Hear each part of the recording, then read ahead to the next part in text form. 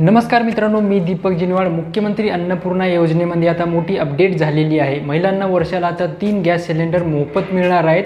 सुरुवातीला याचे तुम्हाला पैसे भरावे लागणार आहेत, ते म्हणजे तुम्हाला गॅस सिलेंडर भरून आणतेवेळेस याचे पैसे द्यावे लागणार आहे। नंतर तुम्ही गॅस सिलेंडर आणल्यानंतर 3 ते 4 दिवसानंतर तुमच्या बँक अकाउंटमध्ये सबसिडी मार्फत याचे पैसे, या योजनेचे पैसे तुम्हाला मिळणार आहेत। जर तुम्हाला उज्ज्वला योजनेतून गॅस मिळालेला असेल तर तुम्हाला या योजनेचे 830 रुपये मिळणार आहेत, सबसिडी मार्फत तुमच्या बँक अकाउंटमध्ये मिळणार आहे। तसेच मुख्यमंत्री माझी लाडकी बहीण योजनेतील पात्र महिलांना या योजनेचे 530 रुपये त्यांच्या बँक अकाउंटमध्ये सबसिडी मार्फत मिळणार आहेत। या योजनेमध्ये अगोदरच्या GR नुसार असं सांगण्यात आलं होतं की जे गॅस सिलेंडर आहे महिलांच्या नावावर असणं आवश्यक आहे, परंतु थोडासा आता बदल करण्यात आला आहे। यामध्ये घरातील कोणत्याही व्यक्तीच्या नावावर जर गॅस असेल तर तो गॅस महिलांच्या नावावर ट्रान्सफर केला, हस्तांतरण केला तर त्या योजनेचे पैसे महिलांना पण मिळणार आहेत असं सांगण्यात आलं आहे नवीन GR नुसार।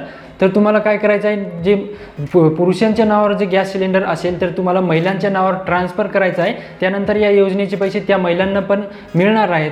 आता बरेच जण असे म्हणतील की जे पुरुषांच्या नावावर गॅस आहे ते महिलांच्या नावावर ट्रान्सफर कसा करायचा। यासाठी तुम्हाला तुमच्या गॅस एजन्सीवर जावे लागेल, तिथे तुम्हाला एखादी फॉर्म भरून द्यावा लागेल। फॉर्म भरल्यानंतर तुमचा जे पुरुषांच्या नावावरचा गॅस आहे ते महिलांच्या नावावर ट्रान्सफर केले जाईल। ट्रान्सफर केल्यानंतर तुम्हाला या योजनेचे पैसे मिळत राहतील।